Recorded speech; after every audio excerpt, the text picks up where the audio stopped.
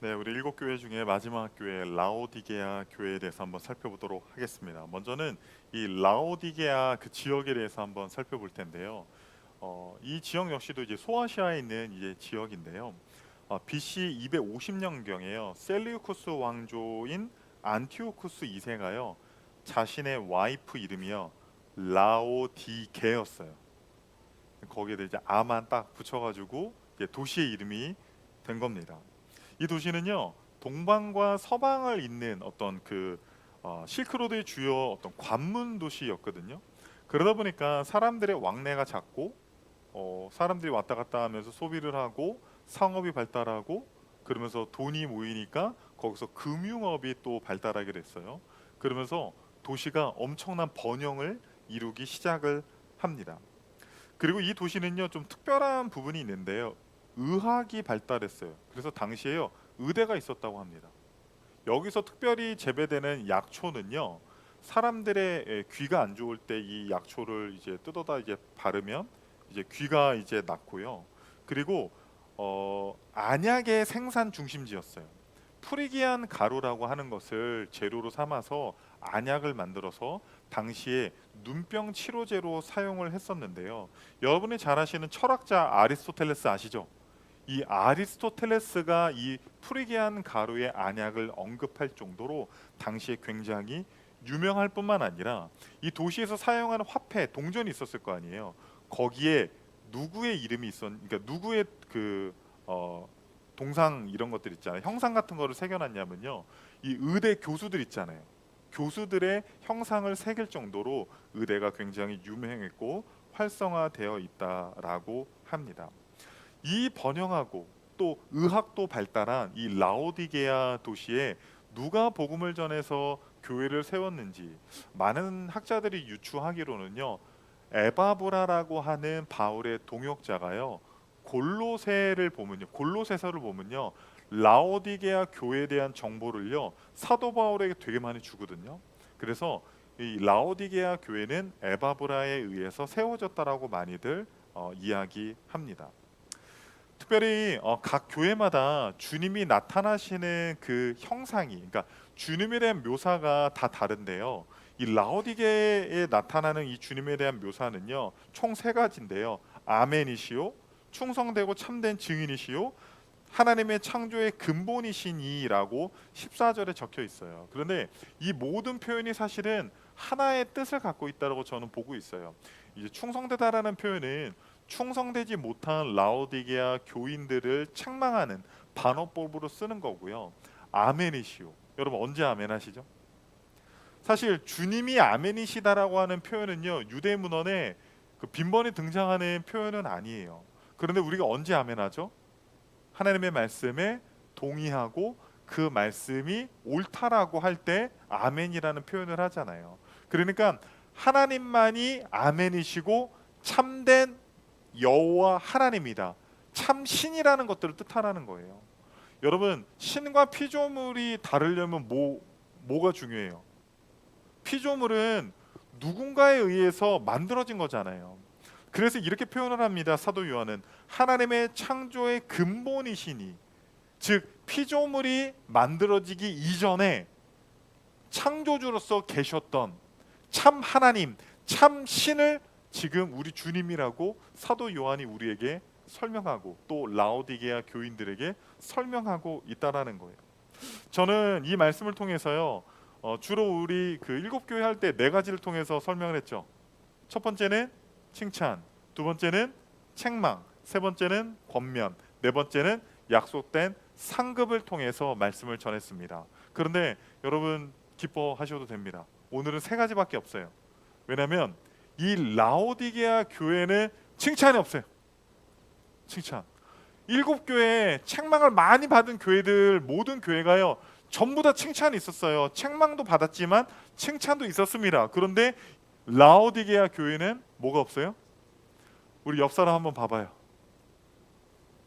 네. 칭찬할 게 있잖아요. 그렇죠? 물론 책망할 게 더 많지만 칭찬할 만한 게 더 많다라는 거예요. 근데 여러분 도대체 라오디게아 교회는 어떤 교회였길래 칭찬이 없었는지 한번 좀 살펴보도록 하겠습니다. 책망은 두 가지인데요. 첫 번째 책망과 그 원인을 살펴볼 때 사실은 두 번째 책망도 나오거든요. 제가 설명을 드릴게요. 첫 번째 책망은요, 이겁니다. 차지도 아니하고 뜨겁지도 아니하도다. 우리 15절 16절 다시 한번 읽겠습니다. 내가 내 행위를 아노니 내가 차지도 아니하고 뜨겁지도 아니하도다. 내가 차든지 뜨겁든지 하기를 원하노라. 내가 이같이 미지근하여 뜨겁지도 아니하고 차지도 아니하니 내 입에서 너를 토하여 버리리라. 네, 뭐라고 하고 있어요? 차지도 않고 뜨겁지도 않고 미지근하다고 되어 있습니다. 근데 뭐 어르신들 같은 경우는 아유 찬물 먹으면 안 된다고 하고 미지근하거나 이제 뜨뜻한 물 먹어야 된다고 이제 많이 말씀하셔서 저도 이제 죄송하지만 좀 나이가 들어가면서 최대한 좀 이렇게 따뜻한 걸로 이제 먹으려고 하고 있거든요. 그런데 여러분 그런 식으로 생각하면 안 되고요. 라오디게아의 지리적 특성을 통해서 우리가 좀 이 말씀을 이해할 필요가 있습니다. 이 도시는요, 금융업, 뭐 상업, 막 의학 이런 게 막 발달하니까 얼마나 번영을 했겠어요. 그런데 문제가 하나 있었는데요, 물이 없었어요. 지하수가 없었어요. 그래서요, 이 온천수는요, 북쪽으로 13km 떨어져 있는 히에라볼리 도시로부터 온천수를 받아가지고 사용을 했습니다. 그런데 이 온천수는 주로 따뜻하잖아요. 그런데 이 물이 어떻게 돼요? 13km 돌파이프를 통해서 오면서 미지근해지는 거예요. 그런데 이 온천수는요, 주로 목욕하고 씻는 용으로 사용했기 때문에 미지근한 것이 크게 문제가 되지 않았는데, 뭐가 문제가 됐냐면요, 지하수는요 약 16km 떨어진 골로새 지역으로부터 공급을 받았는데 16km 동안 이 돌파이프를 통해서 지하수가 오니까 지하수는 어때요? 차갑죠? 그런데 그 돌파이프를 통해서 쭉 오다 보니까 라오디게아 사람들이 이 물을 마실 때 그 물이 미지근해져서 아주 역겨운 상태가 됐다라는 거예요. 그러니까 지금 주님께서는요, 너희들의 신앙이 너희들이 마시기 싫어하는 미지근한 역겨운 신앙의 상태가 됐다라고 지금 지적을 하고 있습니다. 여러분, 이도저도 아닌 미지근한 신앙이 얼마나 위험한 줄 아세요? 미국의 남북 전쟁이 왜 일어났죠? 노예 제도가 성경적으로 옳으냐 그르냐 그것을 통해서 남부는 성경적으로 옳다, 북부는 그렇지 않다. 그래서 이제 전쟁을 일으켰잖아요.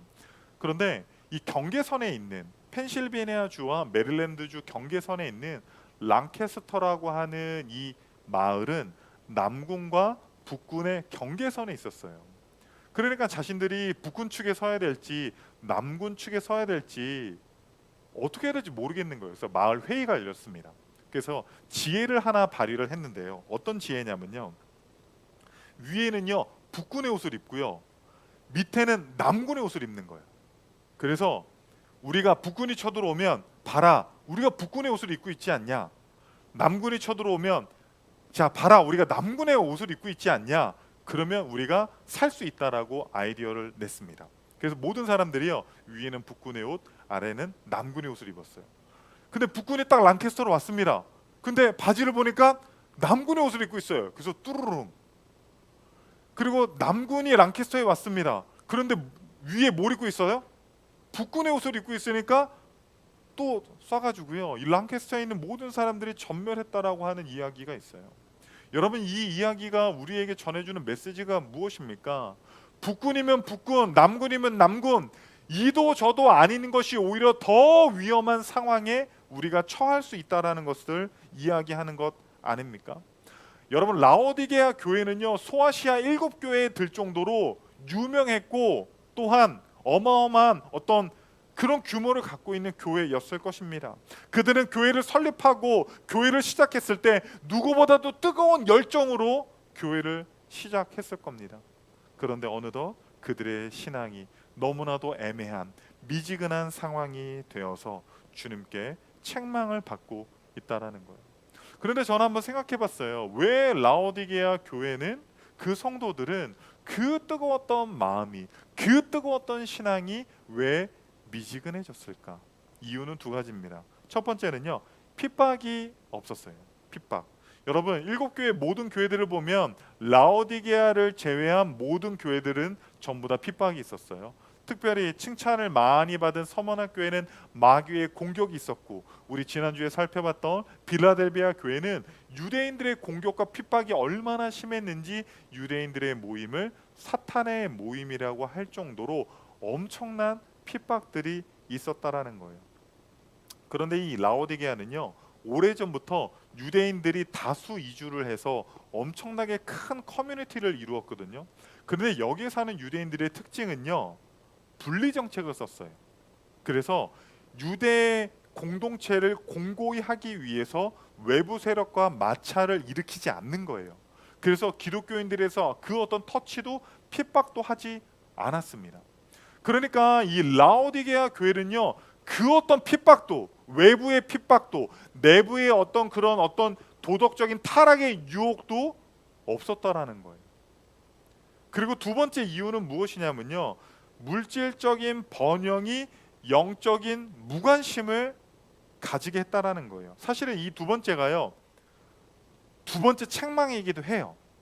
우리 요한계시록 3장 17절 읽겠습니다. 내가 말하기를 나는 부자라 부요하여 부족한 것이 없다 하나 내 공고한 것과 가련한 것과 가난한 것과 눈먼 것과 벌거벗은 것을 알지 못하는도다. 아니, 얼마나 부유하면 나는 부자입니다 이러고 지내겠어요. 여러분, 로마 역사가 타키투스의 기록에 의하면요, AD 13년과 61년에요 소아시아에 엄청난 대지진이 일어나요. 막 도시들이 다 무너지고 폐허가 됩니다.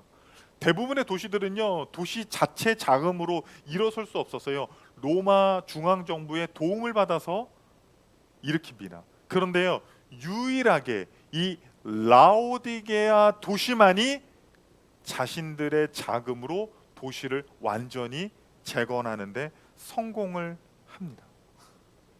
얼마나 부자였으면, 얼마나 번영을 이루었으면, 대지진으로 말미암아 도시가 다 무너졌음에도 불구하고 로마 정부의 지원 없이 스스로 도시를 다시 일으킬 수 있는 엄청난 부유함을 갖고 있었던 도시가 라오디게아 도시였다라는 거예요. 그런데 그 도시의 번영과 그 도시의 부유함이 교회로 들어왔고, 교인들 역시도 그 부유함을 누리면서 겉으로는 부자일지 모르지만 오히려 하나님께는 책망을 받는 요인이 될 수밖에 없었다라는 거예요.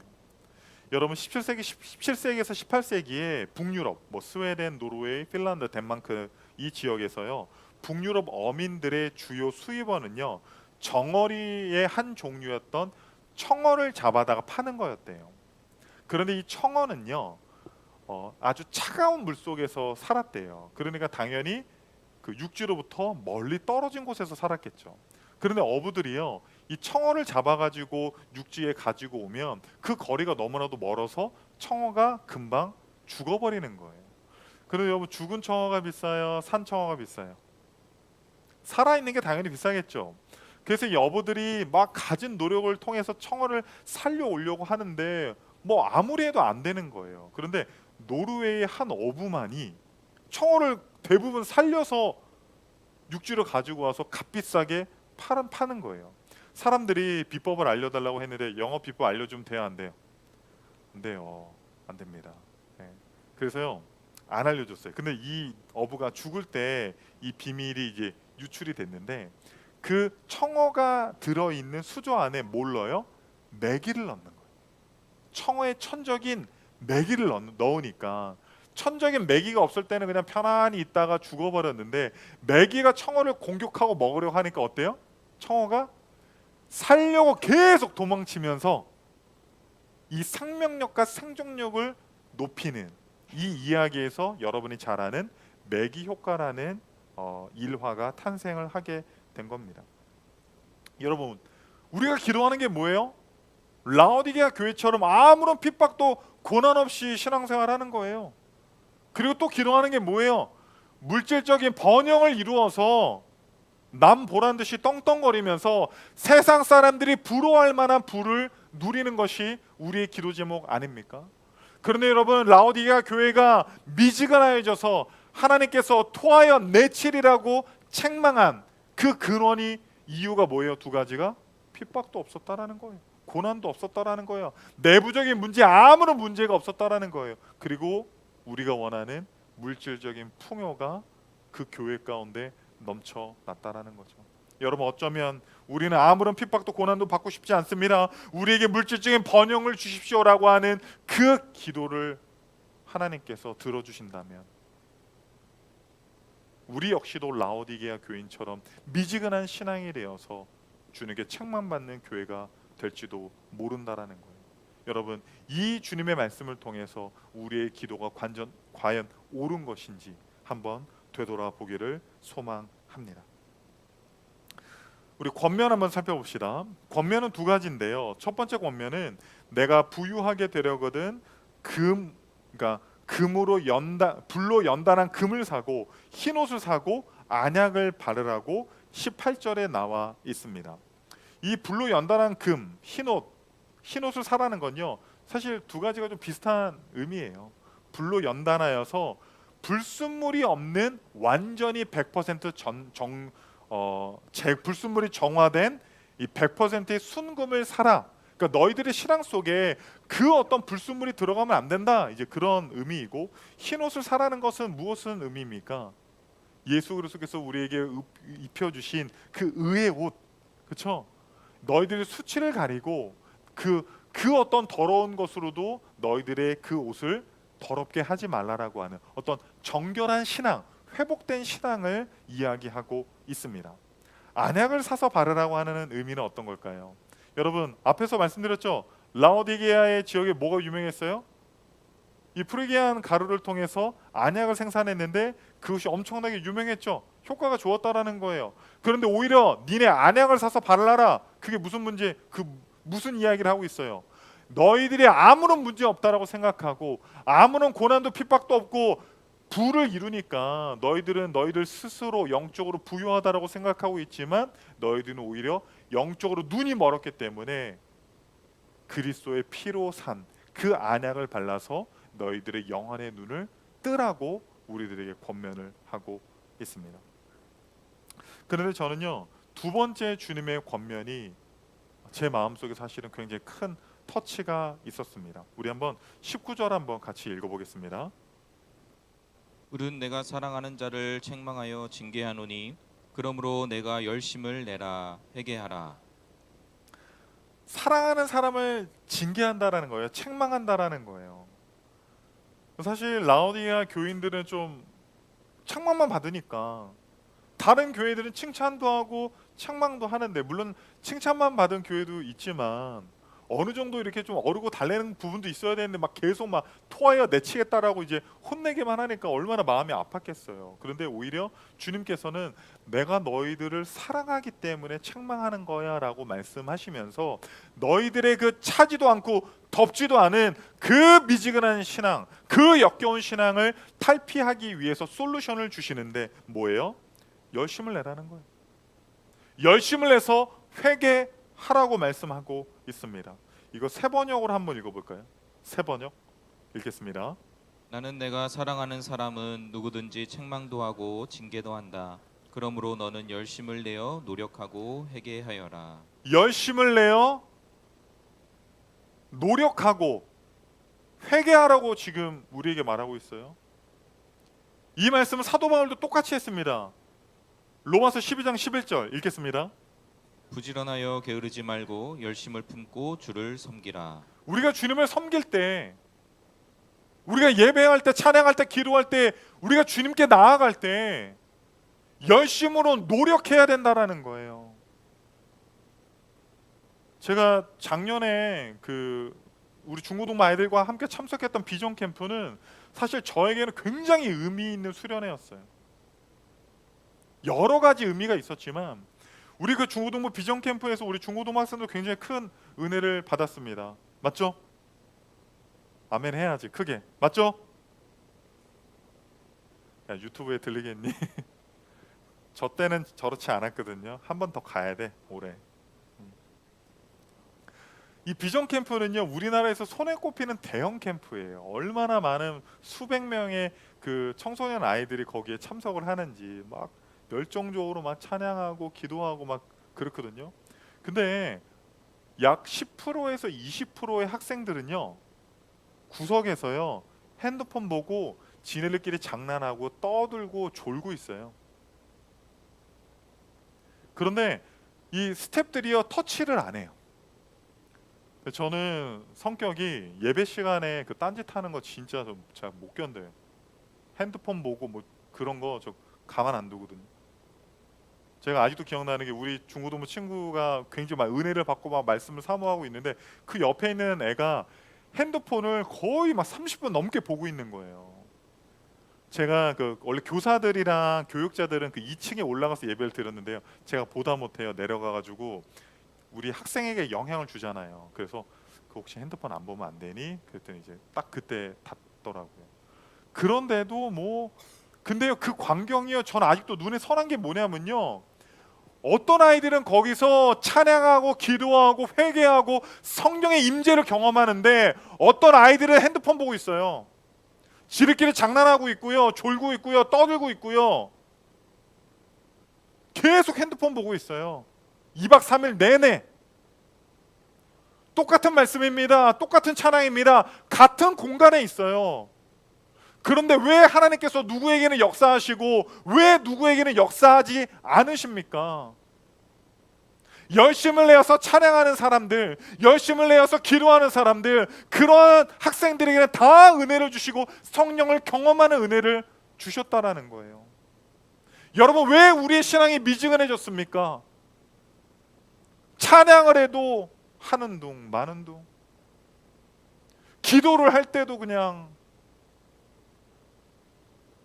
예배를 들을 때도, 말씀을 들을 때도 아무런 반응이 없고 아멘이 없고 열심이 없어요. 여러분, 왜 새 번역이, 성경의 번역본이 열심을 내어 노력하라라고 되어 있습니까? 우리가 신앙에 있어서 우리의 노력에 대한 측면에서 많이 오해하고 있는 거, 내가 그냥 예배 시간에 앉아 있으면 하나님 은혜를 줘야 되는 거 아니에요? 여러분, 그러면요 아직 신앙의 가장 밑바닥에 있는 거예요. 하나님께서 우리에게 지정의의 믿음을 주시는 거예요. 우리의 지식을 통해서 하나님의 말씀을 깨닫게 하시고, 그럼 우리가 감정적으로 반응하는 거예요.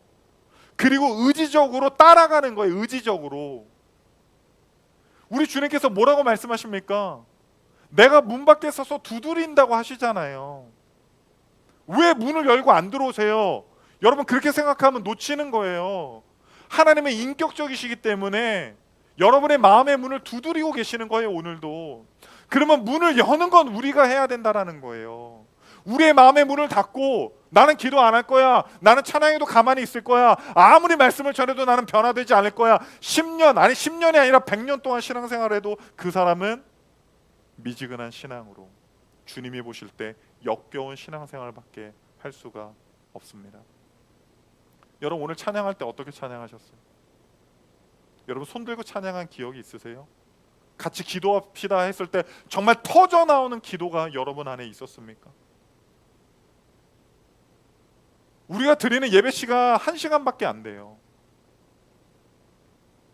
이 시간 정말 주님 앞에 뜨겁게 나아가려고 하는 여러분의 태도가 있었습니까?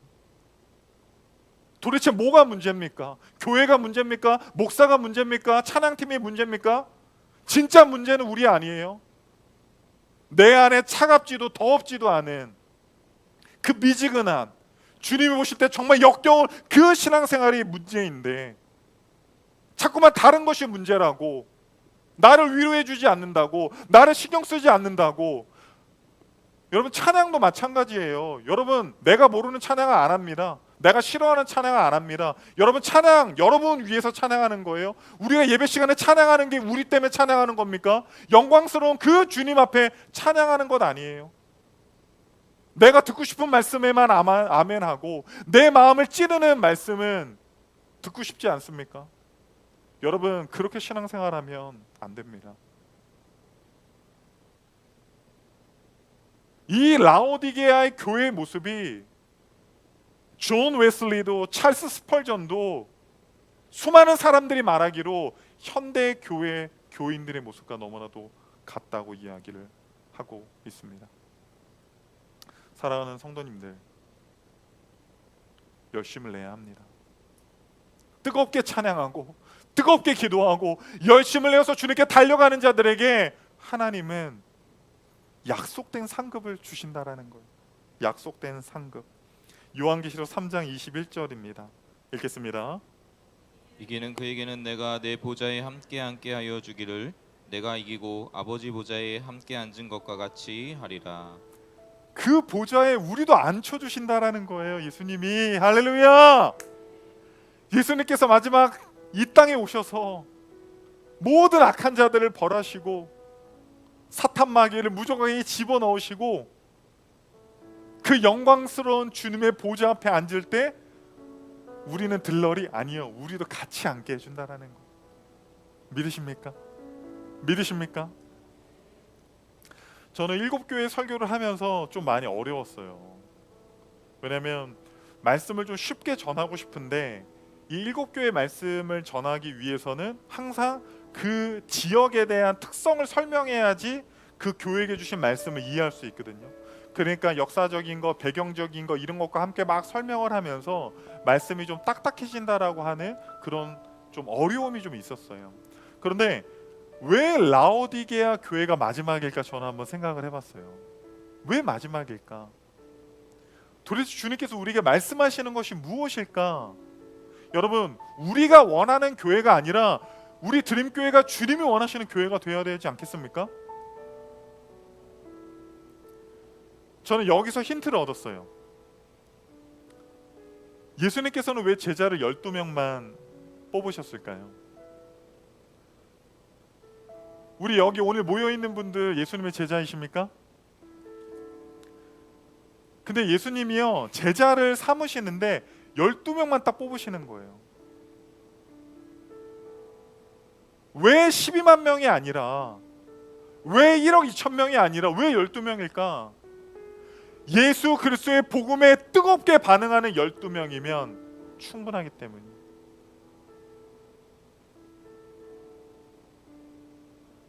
열두 명만 있어도 충분한 거예요.